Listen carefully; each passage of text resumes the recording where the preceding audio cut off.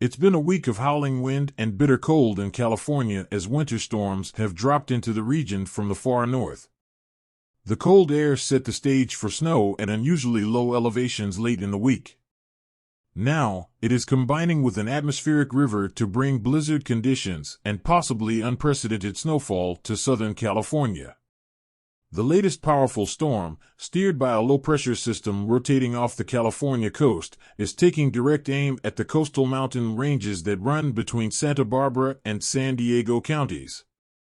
An atmospheric river could linger over the region for more than 24 hours into Saturday, piling up feet of mountain snow while dousing lower elevations with flooding rains.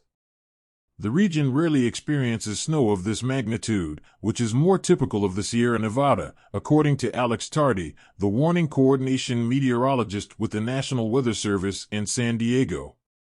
This is not Lake Tahoe, this is not Mammoth Lakes, and we're not talking about a month of snow, he said. We're talking about a 3-day storm putting 5 to 6 feet at a location like Big Bear. Tardy noted that for Big Bear Lake, a popular weekend ski destination about 100 miles east of Los Angeles, it is possible that these 3 to 4 day totals will exceed anything that we've recorded before. He also called the flood risk for urban and rural areas significant, given how much rain was expected to fall in a short period. By late Friday night, the Weather Service in Los Angeles was warning of life-threatening flash flooding of creeks and streams, burn scars, urban areas, highways, streets, and underpasses. Up to 7 inches of rain had fallen in some parts of Los Angeles County, with more on the way. An extremely rare blizzard warning is in effect until 4 p.m. Saturday for the mountains of Ventura, Los Angeles, and San Bernardino counties. It is the first such warning issued by the National Weather Service in San Diego since that office was established in 1997, and the first since 1989 by the Los Angeles office.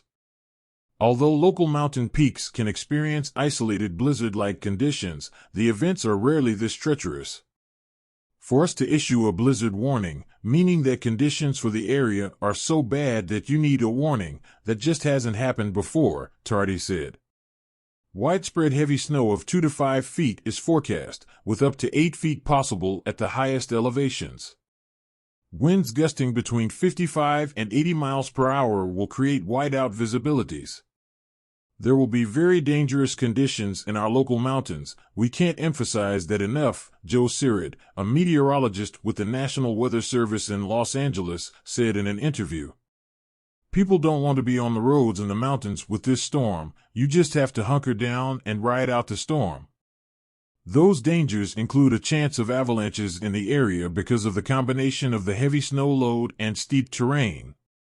With the coldest storm of the season, much of California saw snow at unusually low elevations, between 500 to 2,000 feet, and in some cases lower, overnight on Thursday and into Friday.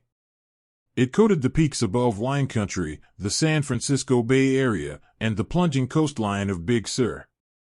There were also heavy accumulations in locations that aren't used to seeing as much, if any, snow, including Redding, the Napa Valley floor, and the Santa Cruz Mountains, resulting in road closures and downed trees and power lines.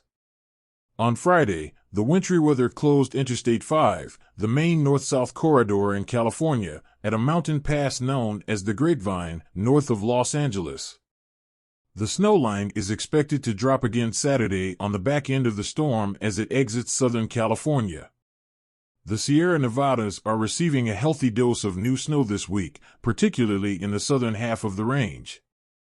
The renewed storminess is welcome because the weather had turned quite dry since a succession of atmospheric rivers slammed the state in December and January. California will need additional rain and snow as the wet season draws to a close if it is going to continue to emerge from the drought and not lose ground on the gains made so far this winter. The Department of Water Resources warned this week that the Northern Sierra, the key water catchment region for the state, could still end up with a below-average water year in 2023 because it has not received as much precipitation as areas farther south. However, with a cold, unsettled pattern forecast to continue into early March, additional storms should help to build the annual totals in the north.